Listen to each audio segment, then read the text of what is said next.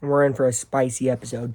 Guys, today we are doing something that I have never done on the channel, which is eat food and talk. That's a lie, of course. I used to do stuff like this, like I would eat corn and talk about Big Time Rush, whatever. This is serious.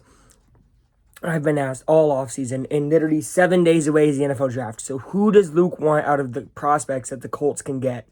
Here it is. Okay. Let's make sure this ain't too hot. Temp-wise. Okay. We gotta let it cool down a little bit. So let's just start normal, and then I'll move on to the noodles. Alright, so number one, Brock Bowers. I made a whole video about him. So if you don't know, go watch that video. But to summarize what I think about Brock Bowers, I think he is strong. I think his blocking needs a little bit of work. I think that his ability to play over the middle is something to not be understated. As other than Josh Downs, there wasn't really tight ends getting up over the middle. They were kind of doing go routes and different things, right? So Brock Bowers would be amazing. I don't care if you have 5, 6, 7, 8 tight ends on your team. I think Brock Bowers is a good choice at tight end, okay? Next up, Xavier Worthy. Oh, this is going to be fun. Xavier Worthy ran a 4.2 something, right? 4.22 or whatever. Fastest run in combine history. We know that the Colts value the combine a lot.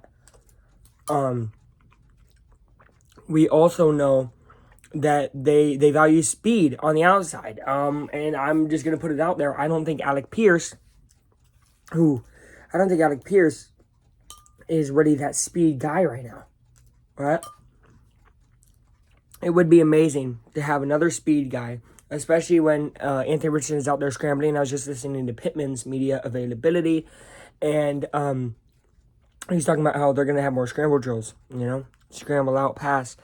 You got a speed guy like him, and then you have a vertical, catch over your head, Pittman, and you have a guy in the middle of the field like Downs. That is tough. And with the ability to hand it off to JT, good luck. He is one of my favorite prospects. Next up, what's his name? Nate Wiggins, the guy from Clemson. I saw a little bit of his clips. The problem is last year he got tested more because, they didn't know how good he was. This year he really didn't get tested, so he needs to get his feet wet again. Cornerback's a need no matter what, I think. And honestly, if you were to ask me right now, what do you really want? I'd say receiver or Brock Bowers, right? But what do we need? It's cornerback. It's a guy like Wiggins. It's a guy who can lock down in protection. It's a guy who can go win man on man. You know what I mean? You know what I mean? The Colts, week 18, I was there, obviously, with Julian.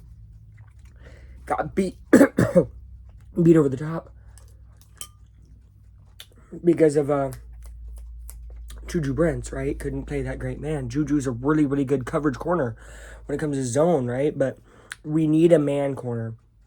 That would be awesome. Kool-Aid McKinstry is going to be available there too. I think he slides more. But, I also love him. I think he's getting completely underrated now because I think he was super overrated. But now people are, super underrating him. He's in the middle somewhere. I don't think he's as talented. But, he could even play return man. Who knows how good he could be at return. So there's multiple reasons you would want Kool-Aid McKinstry, right? Whew. Okay. No problem. Look, Terrion Arnold is another cornerback. I think Terrion Arnold comes from Alabama as well, right? I think he played with Kool-Aid. It was him and him. He's a beast. All I've heard is amazing things about him. All I've heard is lockdown, incredible, beast, great attributes, right? And finally, so again, I say okay to that. Finally, a guy who's been shooting up draft boards, at least from what I've seen, is Quinyon Mitchell. Quinyon Mitchell from Toledo, the best MAC cornerback, one of the best MAC prospects we've seen in a very, very long time. Maybe since Antonio Brown. As you know, Antonio Brown went to Western Michigan, I'm pretty sure, right? Yeah. So, I'm talking about a guy getting enough buzz to be in the first round. Is he that good? I mean, in the Senior Bowl, he looked great. And against every single MAC opponent, he obviously looked good. Now, how good are the MAC receivers? Not great. But there are some okay ones. So, again, those last three guys I mentioned are the needs for the Colts. The first guys I mentioned are the ones. Comment down below who you guys want to see me review, or if there's somebody I missed at pick 15. Thank you guys for watching. We didn't get done, but we also have not reacted. So I'm feeling very, very good going in to the 2-time spicy video, which will be a cinematic masterpiece. I have something very funny planned for that. So stay tuned. I'll see you guys. Bye.